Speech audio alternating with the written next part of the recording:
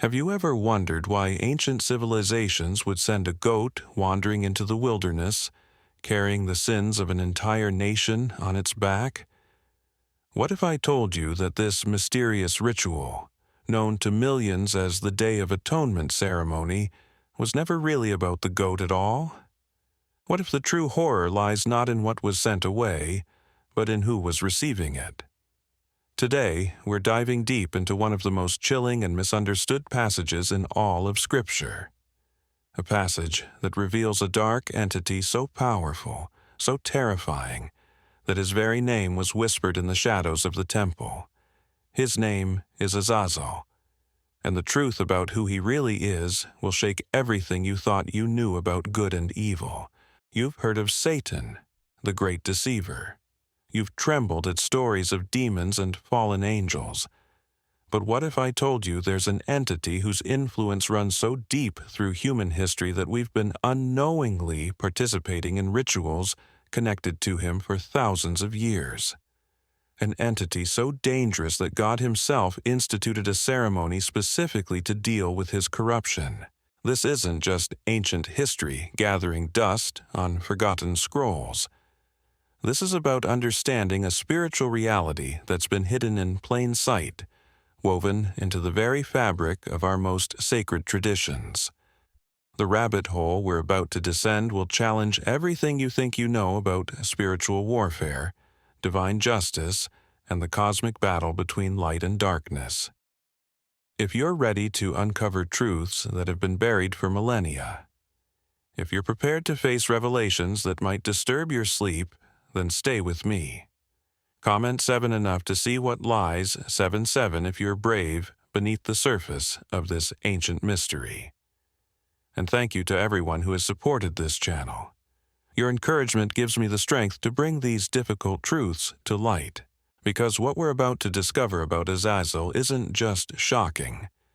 It's absolutely terrifying. The scapegoat ritual, hidden in the pages of Leviticus chapter 16. On the surface, it seems like a simple ceremony. 2 goats chosen by lot. One for the Lord, sacrificed as a sin offering. The other, the scapegoat, sent into the wilderness carrying the sins of Israel. For centuries, scholars and believers have debated the meaning of this strange ritual. But what if they've been missing the most crucial detail? The Hebrew text doesn't just say the second goat was sent into the wilderness. It says something far more specific, something that should make your blood run cold.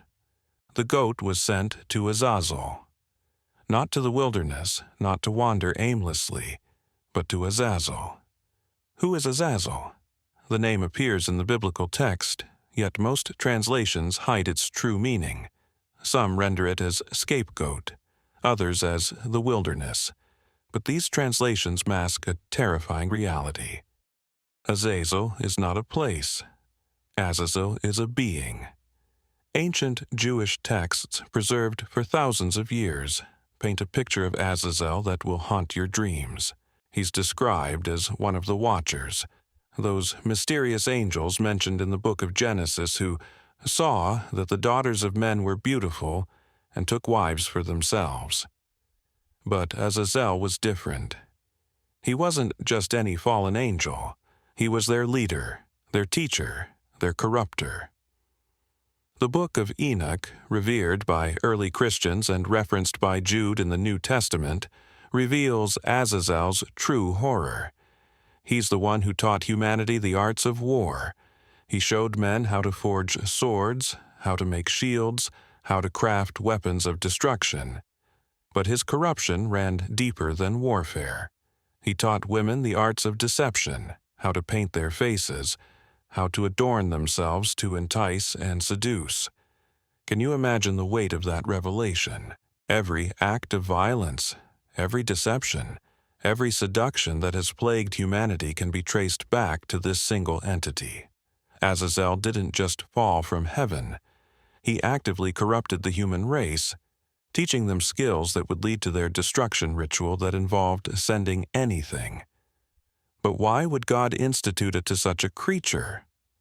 Was this some kind of cosmic negotiation? Was Israel paying tribute to a demon? The answer is far more complex and far more unsettling than you might expect. The ritual wasn't about appeasing Azazel. It was about something much darker. It was about returning to him what was rightfully his. You see, according to ancient understanding, sin didn't just stain the soul. Sin created a connection, a spiritual bond between the sinner and the one who first introduced sin into the world. When the high priest placed his hands on that goat and confessed the sins of Israel, he wasn't just performing a symbolic act, he was literally transferring those sins, along with the spiritual connections they created, back to their source. The goat became a vessel, carrying not just guilt, but the very spiritual pollution that Azazel had introduced into humanity. Picture the scene in your mind, the Day of Atonement, the most solemn day in the Jewish calendar.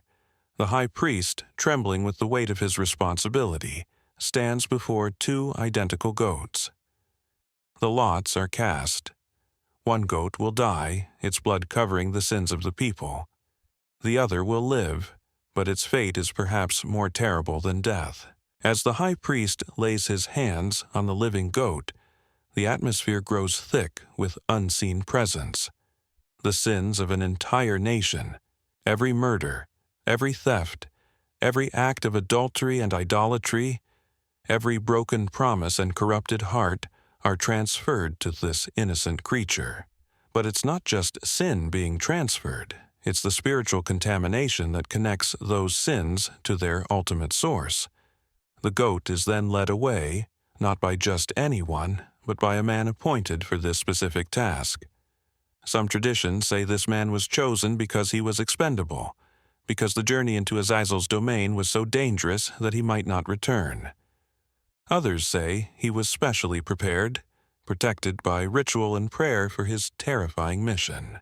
As the procession moves through the wilderness, can you imagine the spiritual warfare raging in unseen dimensions? The goat, now bearing the concentrated evil of a nation, being led deeper and deeper into desolate places. Some accounts describe how the man would tie a scarlet cord around the goat's horns before releasing it. This cord, they say, would miraculously turn white when the ritual was complete, signaling that God had accepted the offering. But what happened to the goat? Ancient sources describe Azazel's dwelling place as a land of jagged rocks and bottomless chasms, a place where no living thing could survive. The goat, carrying its burden of sin, would wander into this wasteland and perish, returning the spiritual pollution to the one who had first corrupted the world. Yet there's something even more disturbing in these ancient accounts. They suggest that Azazel was bound in this wilderness, chained in the darkness, awaiting final judgment. The scapegoat ritual wasn't just about removing sin from Israel. It was about feeding the one who had introduced sin into the world, giving him a taste of what he had corrupted, a reminder of his victory over humanity. Can you feel the horror of this revelation settling in? For thousands of years, God's chosen people participated in a ritual that involved direct interaction with one of the most dangerous entities in spiritual history. They were returning stolen goods to a thief, giving back the corruption that rightfully belonged to the corrupter. But why would a holy God institute such a ceremony? Why would divine law require this interaction with evil? The answer lies in understanding something profound about the nature of sin and justice. Sin creates debt, and debt must be paid. When Azazel taught humanity the arts of corruption, he gained a legal claim over them. Every act of violence, every deception, every seduction gave him more power over the human race. The sacrifice of the first goat dealt with the penalty of sin, the death that sin deserved. But the second goat dealt with something else entirely. It dealt with the source of sin, the spiritual contamination that connected humanity to the realm of darkness. By returning this contamination to its source, Israel was severing the spiritual bonds that gave Azazel power over them. This wasn't negotiation with evil. This was cosmic justice in action. It was God saying, "You corrupted them. Now take back your corruption. You taught them sin. Now bear the weight of what you've taught." The scapegoat ritual was divine judgment disguised as religious ceremony. But here's where the story takes an even darker turn. Ancient texts suggest that Azazel's influence didn't end with his binding in the wilderness. They describe how his teachings spread throughout the world, how the knowledge he imparted became the foundation for human civilization. Every sword forged, every war fought, every deception practiced carried the mark of his instruction. The ritual was meant to be temporary, a holding pattern until final judgment could be executed. But what if Azazel found ways to extend his influence even from his prison in the wilderness? What if the very knowledge he taught humanity became the means by which he continued to corrupt the world? Think about it. Every technological advance that can be used for destruction, every scientific discovery that can be weaponized, every cultural development that promotes deception or seduction, could these all be extensions of Azazel's original teachings? Have we built our entire civilization on the corrupted knowledge of a fallen angel? The implications are staggering. If Azazel truly is the source of humanity's knowledge of warfare and deception, then every conflict in human history carries his fingerprints. Every broken relationship poisoned by lies, every act of violence committed in anger, every use of beauty to manipulate and control, all of it traces back to the lessons he taught in the days before the flood. And if this is true, then the scapegoat ritual takes on an entirely new meaning. It wasn't just about removing sin from Israel for 1 year. It was about acknowledging the deeper reality of where that sin came from, about recognizing the spiritual forces that continue to corrupt humanity, about taking seriously the cosmic battle between light and darkness that rages in dimensions we cannot see. The ancient rabbis understood something that modern believers have forgotten. They knew that spiritual warfare isn't just about personal temptation or individual demons. It's about cosmic entities whose influence shapes the very fabric of human civilization.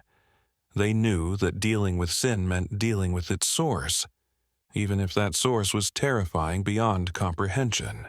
But there's more to this story, much more. The binding of Azazel in the wilderness was never meant to be permanent. Ancient prophecies speak of a day when all fallen angels will face final judgment, when the corruption they introduced into the world will be burned away forever. And on that day, the true horror of what Azazel has done to humanity will be revealed in all its devastating detail. The book of Revelation speaks of a time when Satan himself will be bound for 1,000 years, cast into the abyss and sealed away from the nations. But what if this isn't the first time such a binding has occurred? What if Azazel's imprisonment in the wilderness was a preview of things to come, a shadow cast by future judgment? Consider this terrifying possibility. If Azazel could corrupt humanity while walking freely among them, what kind of influence might he wield from his prison? Ancient texts suggest that his binding didn't silence him. Instead, it transformed his corruption from direct teaching to something far more subtle and insidious. Trapped in the desolate places, unable to physically interact with humanity, Azazel allegedly learned to work through the very knowledge he had already imparted. Every weapon forged carried an echo of his instruction. Every act of deception bore the mark of his teaching. Every seduction reflected the arts he had shown to the daughters of men. The scapegoat ritual, then, becomes something even more chilling than we first imagined. It wasn't just returning sin to its source. It was feeding the imprisoned corrupter, giving him an annual taste of his ongoing victory over humanity. Each goat that wandered into his domain carried proof that his teachings continued to bear fruit, that his corruption still flowed through human hearts. But why would God allow such a thing? Why permit this dark communion between Israel and the entity responsible for humanity's fall? The answer reveals something profound about divine justice that most believers never consider. Justice isn't just about punishment. True justice requires acknowledgement. It demands that debts be recognized before they can be forgiven. When Israel sent that goat to Azazel, they were acknowledging something terrible but true. They were admitting that their sins didn't originate with them. They were recognizing that behind every human failure stood a supernatural teacher who had shown them how to fail. This acknowledgement was necessary for true cleansing to occur. You cannot be freed from a debt you refuse to recognize. You cannot be cleansed from corruption whose source you deny. The scapegoat ritual forced Israel to confront an uncomfortable truth. Their sins were not entirely their own. They were students of a master they had never chosen to follow. The high priest understood this as he laid his hands on that trembling goat. He wasn't just transferring guilt. He was acknowledging spiritual reality. He was saying, in effect, "These sins belong to you, Azazel. You taught them. You inspired them. You showed us how to commit them. Take them back, along with all the spiritual contamination they carry." This is why the ritual was so specific, so precise in its details. Every element served to emphasize the return of stolen goods to their rightful owner. The lots cast to choose the goats represented divine selection, ensuring that God Himself designated which goat would carry this burden. The hands laid on the goat's head created a physical connection for the spiritual transfer. The journey into the wilderness retraced the path back to corruption's source. Ancient sources describe the man who led the goat away in terms that should make us tremble. He was called the Appointed One, chosen specifically for this terrifying task. Some traditions say he fasted for days before the ritual, purifying himself for contact with ultimate evil. Others describe special prayers and protections placed upon him, spiritual armor for a journey into darkness. The route he took was carefully prescribed, following ancient paths that led deeper and deeper into desolation. Each step carried him further from the realm of the living and closer to the domain of the bound. Witnesses described how the very air seemed to grow heavier as the procession moved away from Jerusalem, as if invisible forces were gathering to witness this annual return. When the Appointed One finally released the goat, the moment was marked by signs that defied natural explanation. The scarlet cord that turned white was just one manifestation of spiritual forces at work. Some accounts speak of unnatural sounds echoing from the wilderness, as if the bound one was acknowledging receipt of his yearly tribute. Others describe how birds would refuse to fly over certain areas for days after the ritual, as if even they sensed the spiritual contamination that lingered in the air. But perhaps the most disturbing detail comes from traditions about what happened to the Appointed One himself. Many sources suggest that those who led the scapegoat into Azazel's domain were forever changed by the experience. They had looked into the face of ultimate corruption, and somehow survived to tell the tale. But they carried something back with them, a knowledge of evil that marked them for the rest of their lives. These men, it's said, could recognize Azazel's influence in ways others could not. They could see his fingerprints on human behavior, identify his teachings in cultural developments, spot his corruption in religious practices. They became living warnings, men who had touched the source of sin and understood its true horror. This raises a question that should haunt every believer. If Azazel's corruption runs so deep through human history, if his teachings form the foundation of so much human knowledge, how can we distinguish between what is truly from God and what carries the taint of fallen instruction? The answer lies in understanding something the ancient world knew, but the modern world has forgotten. Not all knowledge is neutral. Not all learning is innocent. Some information carries spiritual DNA that connects it to its source. When we learn to make war, we're learning from Azazel's curriculum. When we practice deception, we're following his syllabus. When we use beauty as a weapon of seduction, we're applying his lessons. This doesn't mean all knowledge is evil or that we should retreat from learning. But it does mean we must approach knowledge with discernment, testing every truth against the character of God himself. It means recognizing that behind every human innovation lies a choice between following divine wisdom or fallen instruction. The scapegoat ritual serves as an annual reminder of this spiritual reality. It forces us to confront the uncomfortable truth that we live in a world shaped by corruption, that we breathe air poisoned by fallen teaching, that we inherit knowledge tainted by supernatural rebellion. But the ritual also points towards something greater, something that transforms terror into hope. The goat that died, the one chosen for sacrifice rather than banishment, represents a different kind of solution to the problem of sin. Instead of returning corruption to its source, this goat absorbed the penalty that corruption deserved. 2 goats, 2 solutions, 2 approaches to the problem of human fallenness. One acknowledges the debt and returns it to the creditor. The other pays the debt in full, canceling the obligation through substitutionary death.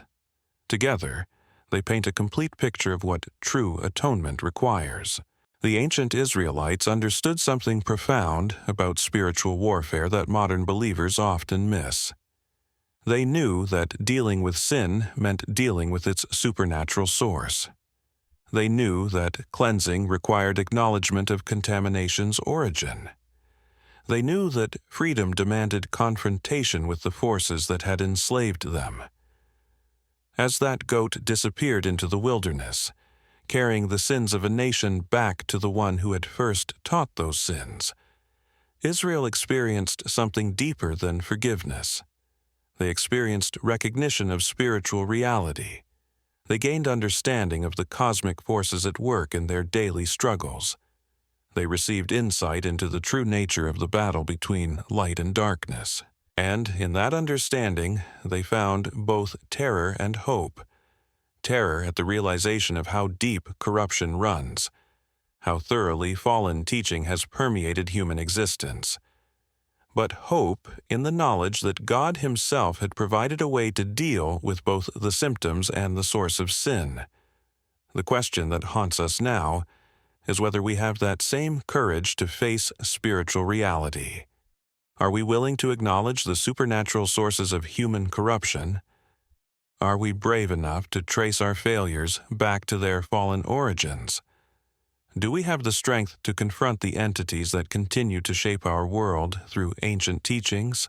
Because if Azazel truly is bound in the wilderness, awaiting final judgment, his story is far from over. His influence continues to ripple through human history. His teachings continue to bear fruit in every generation. His corruption continues to poison the well of human knowledge. And somewhere in the desolate places, in the realm of jagged rocks and bottomless chasms, something ancient and evil stirs with each new act of violence, each fresh deception, each calculated seduction. Something that knows its time is running out, but has not yet given up its war against the children of light. The scapegoat has returned to its sender, but the sender is still waiting, still influencing, still corrupting from his prison in the wilderness, and the final chapter of his story has yet to be written. The darkness of Azazel's prison may seem like the end of his influence, but what if I told you that his binding in the wilderness was never meant to silence him completely? What if his imprisonment actually transformed his methods of corruption into something far more dangerous and insidious than direct contact with humanity? Ancient texts preserved in hidden libraries and forgotten monasteries speak of something that should chill every believer to the bone. They describe how Azazel's binding didn't diminish his power. Instead, it concentrated it, refined it, turned it into a weapon of spiritual warfare that operates through channels most Christians never even consider. You see, when a being of such immense supernatural intelligence is confined to the desolate places, he doesn't simply rage against his chains like some common demon. No, Azazel does something far more calculating. He begins to work through the very fabric of reality itself, weaving his influence into the foundations of human civilization in ways that make his original teachings look like child's play. Think about this for a moment. Every major technological advancement in human history, every breakthrough in science, every revolution in communication and transportation has also brought with it new methods of destruction. The same knowledge that allows us to heal disease also teaches us to create plagues. The same technology that connects families across continents also spreads corruption to every corner of the earth. Is this merely coincidence, or is something far more sinister at work? The Book of Enoch speaks of Azazel's original instructions to humanity. He taught men how to forge metal into weapons, how to create shields and armor, how to wage war with ever-increasing efficiency. But what the ancient text doesn't fully explore is how these teachings would evolve, how they would grow and mutate through the centuries, becoming more sophisticated and more deadly with each generation. Consider the progression. From simple bronze swords to gunpowder, from cannons to atomic weapons, from conventional warfare to biological agents. Each advancement represents not just human ingenuity, but the natural evolution of Azazel's original curriculum. It's as if his initial lessons contained the seeds of every future innovation in the art of destruction, but his influence extends far beyond warfare. The ancient texts describe how Azazel taught women the arts of cosmetics and jewelry, how to use beauty as a tool of manipulation and seduction. Look around our modern world. Has any culture in history been more obsessed with artificial enhancement, with the manipulation of appearance for personal gain? Have we ever had more sophisticated methods of deception through imagery and illusion? Social media platforms that promise connection but deliver isolation. Beauty filters that create impossible standards. Advertising techniques that prey on insecurity and desire. Dating applications that reduce human relationships to superficial judgments based on carefully crafted images. Could all of this be the natural progression of lessons first taught by a fallen angel in the days before the flood? The rabbit hole goes deeper still. Ancient Jewish mystical texts speak of something called the Azazel principle, a spiritual law that governs how corruption spreads through creation. According to this principle, once a supernatural entity introduces knowledge into the world, that knowledge takes on a life of its own, growing and evolving according to its essential nature. Azazel's knowledge was rooted in rebellion, in the desire to overthrow divine order and establish human autonomy. Every time humanity uses his teachings to assert independence from God, to claim mastery over creation, to declare themselves the ultimate arbiters of truth and morality, they're following the logical progression of his original instruction. This is why the scapegoat ritual was so crucial to Israel's spiritual health. It wasn't just about removing the symptoms of sin for 1 year. It was about acknowledging the deeper reality that human corruption has a supernatural source, that behind every rebellion against God stands an ancient teacher whose influence permeates the very air we breathe. But here's where the story becomes truly terrifying. What if Azazel's binding in the wilderness wasn't meant to be a punishment, but a preparation? What if his confinement to the desolate places was actually positioning him for a role in the end times that most prophecy scholars have completely overlooked? The book of Revelation speaks of a time when Satan will be released from his 1,000-year imprisonment to gather the nations for a final battle against God. But what about the other fallen angels? What about those who were bound even before Satan's temporary confinement? What role might they play in the cosmic drama that's unfolding around us? Ancient prophecies preserved in Ethiopian and Slavonic texts suggest that Azazel's release will precede Satan's by exactly 7 years. During this period, they say, he will be given authority to test humanity one final time, to see if the species he corrupted will choose his teachings over divine truth when presented with the ultimate choice. This testing won't come in the form of obvious demonic manifestation. That would be too easy to resist. Instead, it will come through the perfection of his ancient curriculum. Technologies that promise to make humanity godlike, genetic modifications that claim to eliminate suffering, artificial intelligences that offer to solve every problem, virtual realities that provide escape from every pain. Each innovation will carry the spiritual DNA of Azazel's original teachings, the promise that humanity can transcend its limitations through knowledge rather than submission to God, the lie that rebellion against divine order leads to liberation rather than bondage, the deception that created beings can become creators themselves.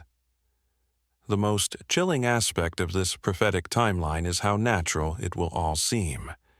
Each technological breakthrough will be hailed as progress. Each moral revolution will be celebrated as enlightenment. Each step away from divine truth will be marketed as evolution, and behind it all, the ancient corrupter will be laughing from his wilderness prison, watching humanity perfect the very lessons he taught them millennia ago. But why would God allow such a thing? Why permit Azazel to exercise this kind of influence over human development? The answer lies in understanding something profound about divine justice that most believers find disturbing but cannot deny. True choice requires real alternatives. Authentic faith demands genuine testing. Love that cannot choose its opposite is not love at all. By allowing Azazel's influence to shape human civilization, God is providing humanity with the ultimate test of allegiance. Will we choose the path of the creature who promises knowledge without wisdom, power without responsibility, pleasure without consequence? Or will we choose the path of the Creator who offers wisdom through submission, power through service, joy through sacrifice? The scapegoat ritual serves as a prophetic shadow of this cosmic choice. Two paths represented by two goats. One leads to death through sacrifice, offering redemption through substitutionary atonement. The other leads to the wilderness, to the realm of the corrupter, to the domain of the one who first taught humanity to rebel against divine order. Every day, in countless ways, we participate in our own version of this ritual. We cast lots, whether we realize it or not, choosing between the way that leads to life and the way that leads to corruption. We lay our hands upon our choices, transferring our spiritual allegiance to the path we select. We send our decisions into either the holy place or the wilderness, depending on whose teaching we follow. The ancient high priest understood something that modern believers often miss. The choice between the two goats wasn't random, it was revelatory. It exposed the spiritual reality behind every human decision. It acknowledged that behind every option stand supernatural teachers, invisible instructors whose influence shapes the very categories through which we think. This is why the ritual required such precise attention to detail. Every element served to emphasize the cosmic significance of seemingly simple choices. The lots cast before God represented divine involvement in human decision-making. The hands laid on the goats acknowledged human responsibility for spiritual consequences. The different destinations revealed the eternal implications of temporal choices. As the appointed one led that sin-bearing goat deeper into the wilderness, he was retracing humanity's path back to its first teacher of rebellion. Each step carried him further from the realm of divine order and closer to the domain of supernatural chaos. Each mile traveled represented another layer of corruption being returned to its source. Ancient accounts describe the journey in terms that should make every believer tremble with recognition. The path grew increasingly desolate as it wound toward Azazel's prison. Vegetation became sparse, then disappeared entirely. Water sources dried up.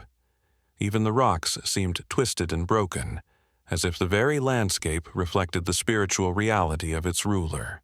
The Appointed One would often report strange phenomena during these journeys. Voices carried on winds that blew from no discernible source. Shadows that moved independently of any object that might cast them. Temperatures that fluctuated wildly despite cloudless skies. The very air seemed thick with invisible presence, as if unseen beings were gathering to witness the annual return of their master's tribute. But perhaps the most disturbing reports came from those few Appointed Ones who claimed to have actually seen Azazel during their journeys. They described a figure that retained traces of angelic beauty despite eons of imprisonment. His appearance was said to shift constantly, sometimes revealing the magnificent creature he had once been, sometimes showing the corruption that rebellion had wrought upon his essence. These witnesses spoke of eyes that held the accumulated knowledge of ages, but knowledge twisted by pride and rebellion into something monstrous. They described a voice that could speak every human language perfectly, yet somehow made even the most beautiful words sound like curses. They reported conversations that lasted only moments but seemed to contain lifetimes of temptation and corruption. Most disturbing of all, they claimed that Azazel knew them. Not just their names or their histories, but their deepest fears, their secret shames, their hidden desires. He would speak to them not as a stranger, but as an old teacher greeting a familiar student. He would reference lessons they had never consciously learned, acknowledge debts they had never knowingly incurred. "You have learned well from my instruction," he would say, his voice carrying harmonics that seemed to resonate in dimensions beyond the physical. "Every sword your people have forged carries the memory of my teaching. Every deception they practice reflects my curriculum. Every seduction they attempt follows my methodology. You come to me not as strangers, but as the children of my children, generations removed, but still bearing my mark." The Appointed Ones would return from these encounters forever changed, carrying knowledge that both enlightened and cursed them. They could see Azazel's influence in ways others could not. They recognized his fingerprints on human innovations. They identified his voice in cultural movements. They spotted his methodology in religious practices. But this knowledge came at a terrible cost. These men often struggled with the rest of their lives, wrestling with the implications of what they had learned. Some became obsessed with exposing Azazel's influence, preaching warnings that others dismissed as madness. Others retreated into silence, unable to bear the weight of understanding how thoroughly corruption had permeated human civilization. A few, according to whispered accounts preserved in the darkest corners of Jewish mystical literature, chose a third path. They used their knowledge of Azazel's methods to serve divine purposes, becoming spiritual warriors equipped with intimate understanding of the enemy's tactics. These men were said to possess a supernatural discernment, able to recognize demonic influence in its most subtle forms. The ancient rabbis spoke of these men with a mixture of reverence and fear. They were valuable allies in spiritual warfare, but dangerous companions in daily life. Their knowledge of evil was so complete that ordinary believers found them disturbing to be around. They could see corruption where others saw only human weakness. They could identify supernatural manipulation where others saw only natural behavior. This raises a question that should haunt every serious student of Scripture. In our modern age, when Azazel's ancient teachings have evolved into technologies and ideologies that shape every aspect of human experience, who among us has the discernment to recognize his influence? Who possesses the spiritual sight to distinguish between divine wisdom and fallen instruction? The answer is both simple and terrifying. We all do, potentially. But only if we're willing to undergo the same kind of spiritual preparation that equipped the ancient appointed ones for their terrifying journeys. Only if we're brave enough to confront the uncomfortable truth about the supernatural sources of human knowledge. Only if we have the courage to trace our civilization's greatest achievements back to their fallen origins. This is why the scapegoat ritual remains relevant today.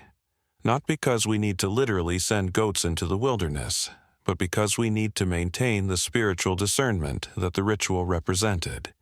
We need to develop the ability to recognize when we're being taught by divine wisdom and when we're being instructed by fallen knowledge.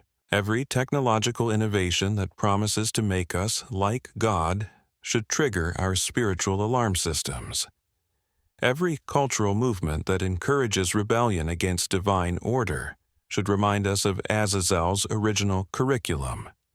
Every ideology that promotes human autonomy over divine submission should echo with the voice of the first corrupter. The ancient Israelites understood something that modern believers have largely forgotten. They knew that spiritual warfare isn't just about personal temptation or individual demons. It's about cosmic entities whose influence shapes the very categories through which we think, the very foundations upon which we build our understanding of reality. As that sin-laden goat disappeared into the wilderness, carrying the corruption of a nation back to its supernatural source, Israel was participating in something far more significant than a religious ceremony. They were acknowledging the cosmic battle between light and darkness that rages in dimensions we cannot see. They were taking sides in a war that began before human history and will continue until the final judgment. The question that confronts us now is whether we have the same courage to face spiritual reality. Are we willing to acknowledge that behind every human innovation stands a choice between following divine wisdom or fallen instruction? Are we brave enough to examine our own lives for traces of Azazel's ancient teachings? Do we have the strength to confront the uncomfortable truth about the supernatural forces that continue to shape our world? Because somewhere in the desolate places, in the realm of jagged rocks and bottomless chasms, something ancient and intelligent continues to work. Something that has had thousands of years to perfect its methods of corruption. Something that knows its time is growing short but has not yet abandoned its war against the children of light. The scapegoat has returned to its sender, but the sender is still active, still teaching, still corrupting through channels that most believers never even consider. And the final examination of humanity's spiritual education is rapidly approaching. The examination is not some distant future event. It's happening right now, in ways so subtle that most believers miss it entirely. Every morning when you wake up and check your phone, you're entering Azazel's classroom. Every time you scroll through social media feeds designed to trigger envy, anger, or lust, you're receiving instruction from his curriculum. Every time you use technology to avoid genuine human connection, you're practicing lessons he taught before the foundations of the world. But here's what makes this spiritual warfare so insidious. Azazel's modern methods don't announce themselves with supernatural fanfare. They don't come with warning labels or demonic manifestations. Instead, they're woven into the fabric of normal life so seamlessly that we mistake them for progress, for convenience, for evolution. Consider how his original teaching about metalworking has evolved. He showed humanity how to forge bronze and iron into weapons of war. But look at what that knowledge has become. We now have the ability to split atoms, to manipulate genetic codes, to create artificial intelligences that can outthink their creators. Each advancement carries the same spiritual DNA as that first lesson in the ancient world.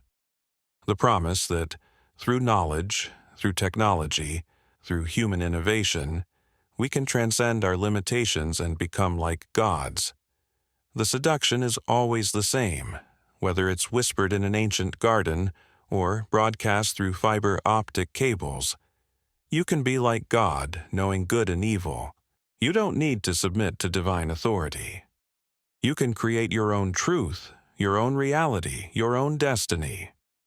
The medium changes, but the message remains constant because the messenger has had millennia to perfect his pitch. Ancient Jewish scholars preserved warnings about something they called the deep deception of the latter days. They spoke of a time when Azazel's influence would become so pervasive, so integrated into human civilization, that even the elect would struggle to discern truth from lie. They described technologies that would make the impossible seem routine, ideologies that would make rebellion seem righteous, and cultural movements that would make corruption seem like liberation. Reading these prophecies today should make every believer's blood run cold. They describe with uncanny accuracy the world we're living in right now. A world where reality itself becomes negotiable, where gender, truth, morality, even basic biology become matters of personal preference rather than divine design, where the very foundations of creation are subjected to human revision. This isn't random cultural drift. This isn't natural social evolution. This is the systematic implementation of Azazel's core curriculum, refined through thousands of years of practice, and now deployed through channels he could never have imagined when he first taught humanity to rebel against divine order. The most terrifying aspect of our current situation is how completely normal it all seems. Each step away from biblical truth feels reasonable, progressive, enlightened. Each compromise with divine standards appears to be motivated by compassion, by justice, by the desire to reduce suffering. But underneath the appealing surface lies the ancient serpent's promise. You shall not surely die.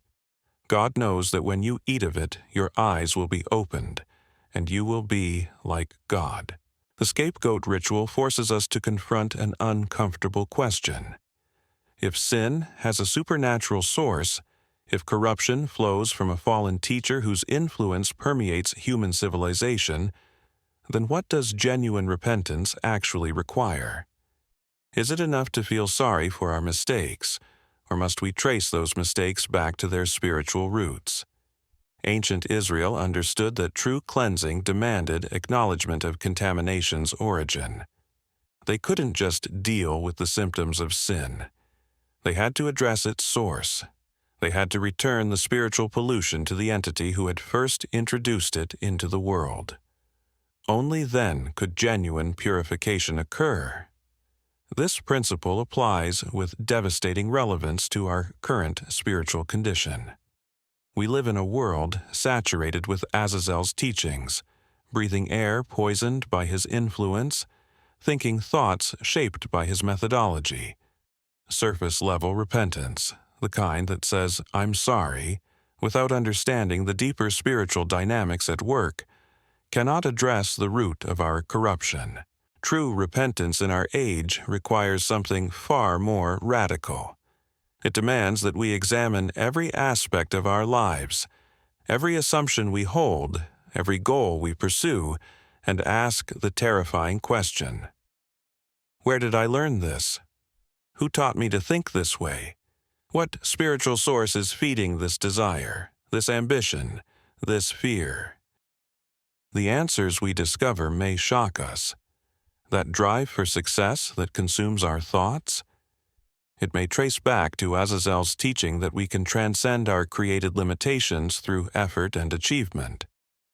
That obsession with physical appearance that dominates our culture? It may stem from his original lessons about using beauty as a tool of manipulation and control. That anger we feel when anyone suggests we submit to divine authority? It may echo the very rebellion that got him cast out of heaven in the first place. This for the faint of heart. Its level of spiritual archaeology is not requires us to dig deep into the foundations of our own thinking, to examine the source code of our desires and ambitions.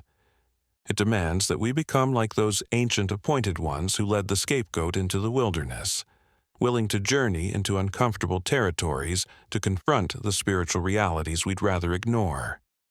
But here's what makes this journey both necessary and possible. We're not traveling alone into Azazel's domain. We have something the ancient appointed ones could only dream of. We have the completed work of the other goat, the one that was sacrificed rather than banished. We have the blood of the Lamb who takes away the sin of the world. The two-goat system of the Day of Atonement wasn't just about acknowledging sin's source and returning corruption to its origin. It was also about substitutionary sacrifice, about an innocent life given in place of guilty ones. And in the New Testament, we see this shadow fulfilled in the person of Jesus Christ, who became both goats simultaneously. On the cross, Jesus absorbed the penalty that our sins deserved, dying the death that should have been ours. But he also carried our spiritual contamination back to its source, severing the bonds that connected us to the realm of darkness. He dealt with both the symptoms and the source of human corruption, providing complete atonement for those who place their trust in him. This is why the gospel is not just good news but earth-shattering, reality-altering, cosmos-changing news. It means that Azazel's claim on humanity has been legally broken. It means that his teachings, no matter how pervasive, no longer have ultimate authority over those who belong to Christ. It means that the corruption he introduced into the world can be cleansed from individual hearts, even if it continues to poison the broader culture. But this cleansing is not automatic. It requires conscious cooperation with the Holy Spirit's work of sanctification. It demands that we actively reject Azazel's curriculum and choose to be taught by divine wisdom instead. It calls us to live as exiles in a world shaped by fallen knowledge, while drawing our understanding from heavenly sources. This is perhaps the most challenging aspect of authentic Christian discipleship in our current age. We must function in a civilization built on Azazel's teachings while refusing to let those teachings shape our hearts and minds. We must use technologies that carry his spiritual DNA while maintaining discernment about their ultimate source and purpose. We must navigate cultural currents flowing from his influence while swimming against the stream toward divine truth. The ancient rabbis had a phrase for this kind of spiritual navigation. They called it walking between the raindrops. It meant living in the world without being contaminated by the world, participating in civilization without being corrupted by civilization's spiritual foundations. This requires a level of spiritual discernment that most modern believers have never developed. We've become so comfortable with the integration of Christian faith and secular culture that we've lost the ability to distinguish between divine wisdom and fallen instruction. We've forgotten that behind every human innovation stands a spiritual teacher, and the teacher might not have our best interests at heart. Consider how Azazel's original lessons have evolved in our digital age. He taught humanity the arts of war, and we've created weapons that can destroy all life on Earth. He showed women how to use cosmetics for seduction, and we've built entire industries around artificial enhancement and sexual manipulation. He introduced the concept of human autonomy over divine submission, and we've constructed political systems that explicitly reject biblical authority. Each development seems natural, even inevitable, when viewed through the lens of human progress. But when we trace these innovations back to their spiritual roots, a different picture emerges. We see the systematic implementation of a curriculum designed to separate humanity from divine dependence and draw us into ever greater rebellion against our Creator. The smartphone in your pocket contains more computing power than entire governments possessed just decades ago. But what are we using this incredible technology for? To connect more deeply with God? To build stronger families and communities? To serve others more effectively? Or are we using it to feed the very appetites that Azazel first cultivated in the human heart? The desire for instant gratification, for constant stimulation, for connection without commitment, for knowledge without wisdom. The internet gives us access to virtually all human knowledge, yet we're more confused about basic truth than ever before. Social media platforms promise to bring us together, yet loneliness and isolation are at epidemic levels.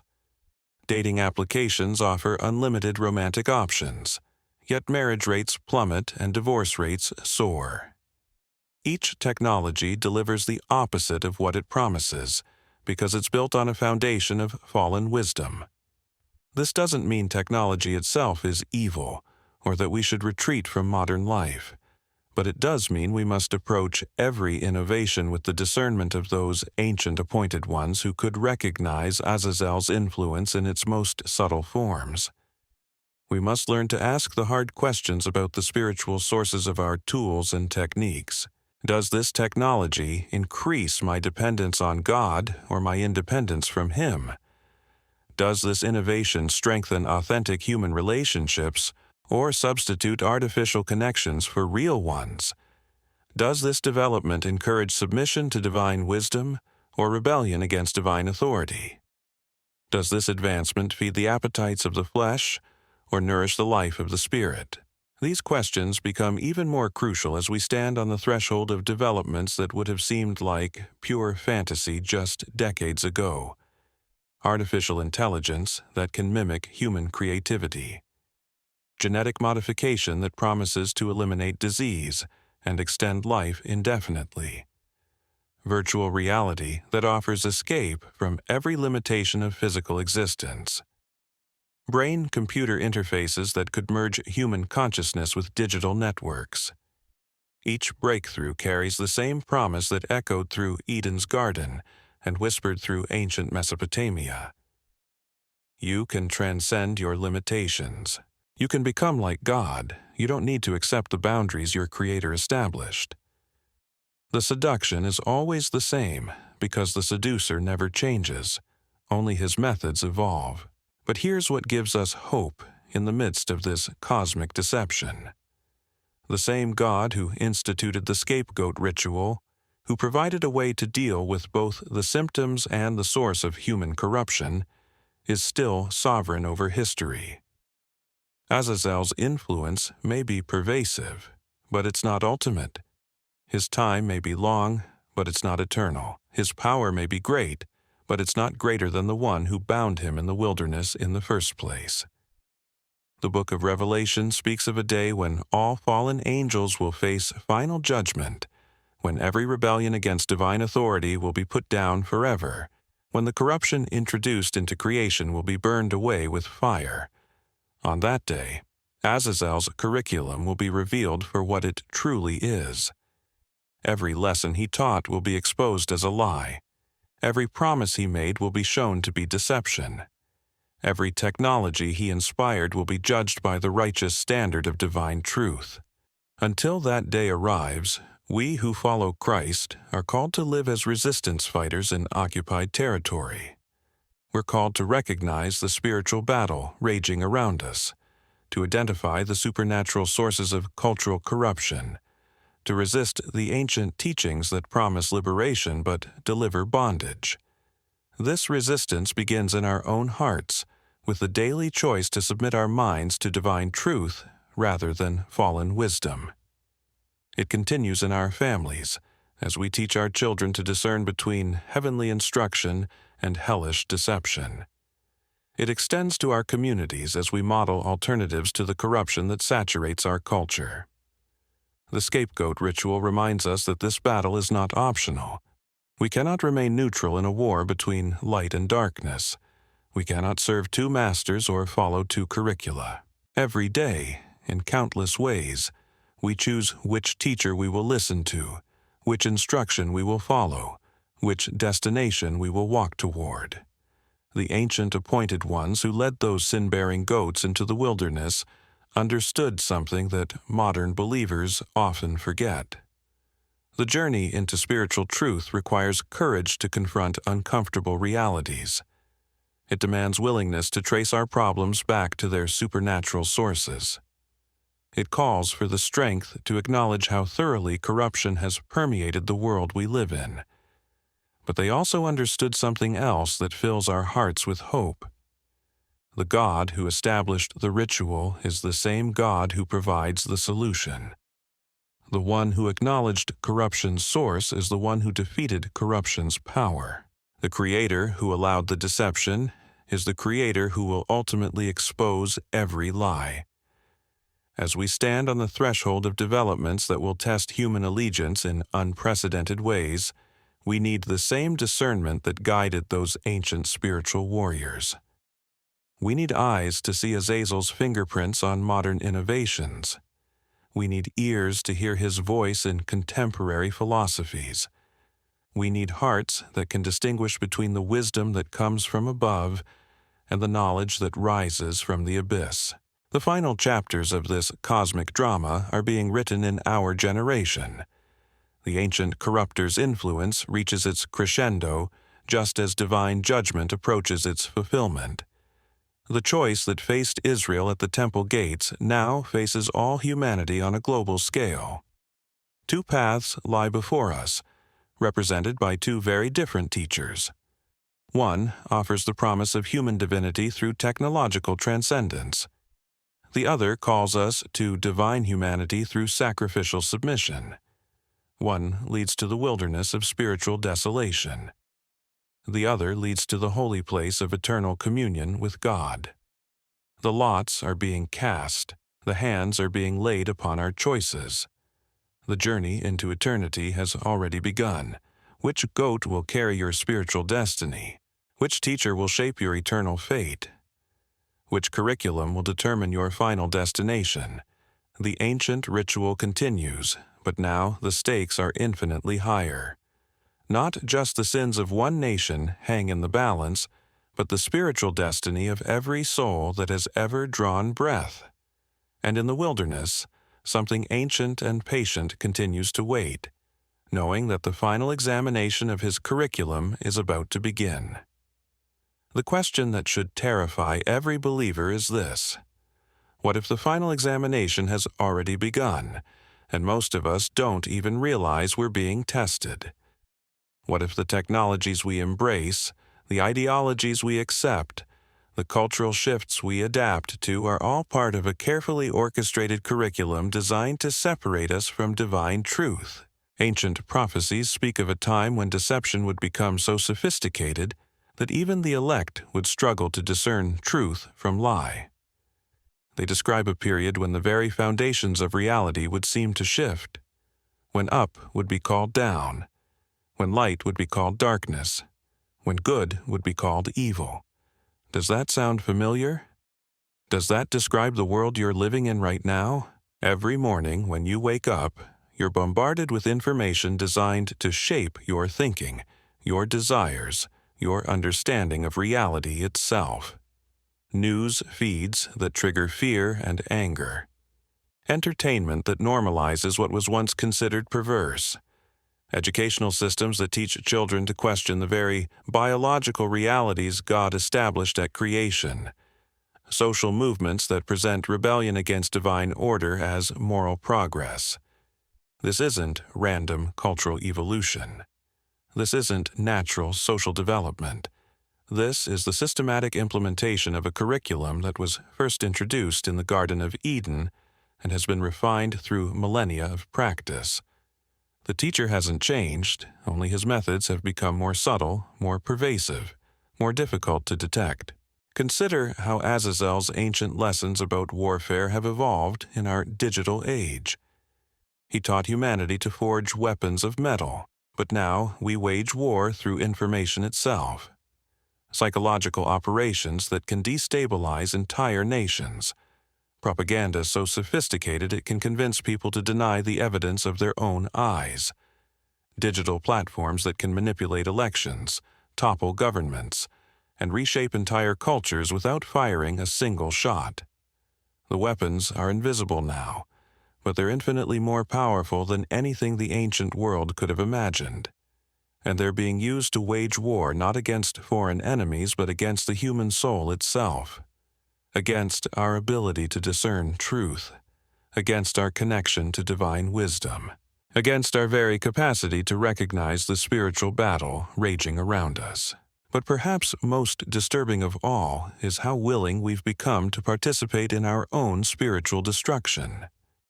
We carry devices that track our every movement, monitor our every conversation, analyze our every preference. We voluntarily surrender our privacy, our attention, our very thoughts to systems designed to manipulate and control us. And we call it convenience. We call it progress. We call it evolution. The ancient Israelites at least recognized when they were dealing with dangerous spiritual forces. When they sent that goat to Azazel, they knew they were confronting evil. They understood the gravity of what they were doing. They approached the ritual with fear and trembling, with recognition that they were trafficking in powers beyond human comprehension. But we've lost that spiritual awareness. We've become so sophisticated in our thinking that we've explained away the supernatural. We've become so educated that we've forgotten wisdom. We've become so connected that we've lost our ability to hear the still, small voice of God speaking in the silence. This spiritual blindness isn't accidental. It's the culmination of a long-term strategy that began when Azazel first whispered in human ears. Every generation has been gradually conditioned to accept a little more corruption, to tolerate a little more rebellion, to embrace a little more autonomy from divine authority. The process has been so gradual, so incremental, that most people never notice how far they've traveled from their original destination. Think about your own life. Compare your current spiritual condition to where you were 5 years ago, 10 years ago, 20 years ago. Are you closer to God or further away? Are you more dependent on divine wisdom or more confident in human knowledge? Are you more submitted to biblical authority or more influenced by cultural trends? If you're honest, you'll probably discover that you've been slowly drifting away from divine truth without even realizing it. Not through dramatic rebellion or obvious sin, but through the gradual acceptance of ideas, values, and practices that seemed harmless at the time but carried spiritual poison in their very essence. This is how Azazel's curriculum works in the modern age. It doesn't announce itself with supernatural fanfare. It doesn't come with warning labels or demonic manifestations. Instead, it's woven so seamlessly into the fabric of normal life that we mistake it for reality itself.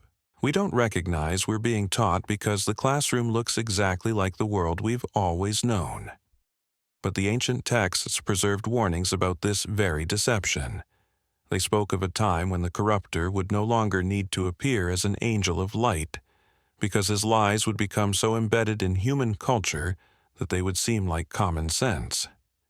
They described an age when rebellion against God would be packaged as wisdom, when corruption would be marketed as liberation, when spiritual poison would be sold as medicine for the soul. The most terrifying aspect of our current situation is how completely normal it all feels. Each compromise with divine truth seems reasonable. Each step away from biblical standards appears motivated by compassion or justice, or the desire to reduce suffering. Each innovation that promises to make us more godlike feels like natural progress rather than supernatural seduction.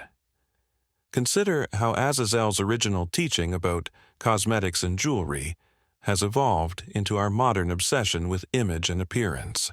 He showed women how to use artificial enhancement for manipulation and seduction, and we've built entire industries around this principle. But it's no longer limited to women or to cosmetics.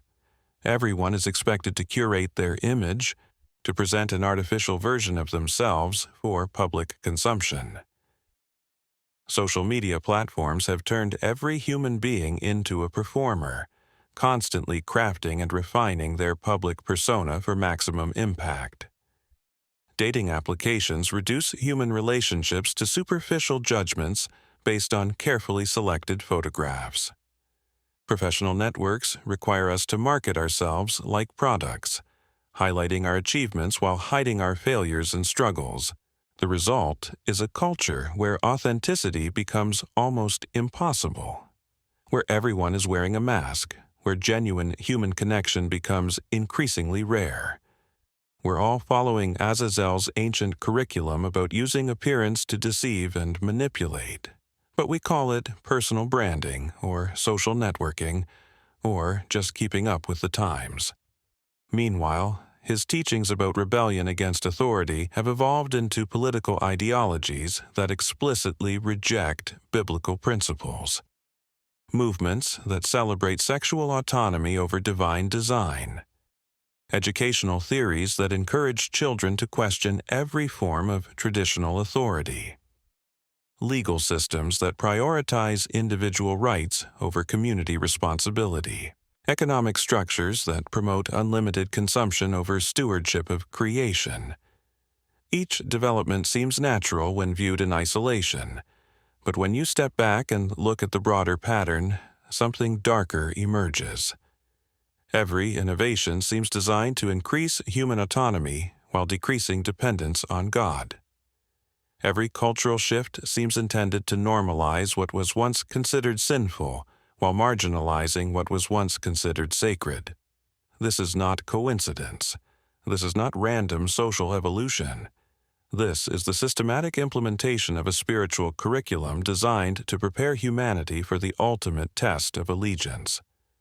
The question is whether we have the discernment to recognize what's happening and the courage to resist it. Resist. The ancient appointed ones who led the scapegoat into the wilderness developed this kind of discernment through exposure to ultimate evil. They looked into the face of corruption itself and somehow survived to tell the tale. But they paid a price for this knowledge. They could never again see the world through innocent eyes. They recognized Azazel's influence everywhere, in ways that others dismissed as paranoia or madness. We need that same level of spiritual sight in our generation. We need eyes to see the supernatural forces at work behind seemingly natural developments. We need ears to hear the ancient lies being whispered through modern voices. We need hearts that can distinguish between divine wisdom and fallen instruction, even when that instruction comes packaged as progress or enlightenment or compassion. This kind of discernment doesn't develop overnight. It requires sustained exposure to divine truth, consistent practice in spiritual disciplines, ongoing submission to the Holy Spirit's guidance. It demands that we become students of both Scripture and culture, learning to identify the spiritual DNA embedded in human innovations. But perhaps most importantly, it requires the courage to act on what we discover. It's one thing to recognize. It's another thing Azazel's influence in our culture entirely, to resist that influence when it conflicts with our comfort, our convenience, our career prospects, or our social acceptance. The ancient Israelites understood that dealing with corruption required more than recognition. It demanded action. They couldn't just acknowledge that sin had a supernatural source. They had to actively return that corruption to its origin, even when doing so required them to confront forces they'd rather avoid. As we close this journey into the shadows of ancient truth, one question echoes through eternity. Will you continue walking blindly through Azazel's classroom, or will you open your eyes to the spiritual battle raging for your soul? The scapegoat ritual wasn't just history, it was prophecy. And that prophecy is being fulfilled right now, in your choices, in your allegiances, in your daily surrender to either divine wisdom or fallen instruction. The lots have been cast. The hands are being laid. The question that remains is simple but eternal. Which goat carries your destiny into the wilderness of deception, or into the holy place of truth?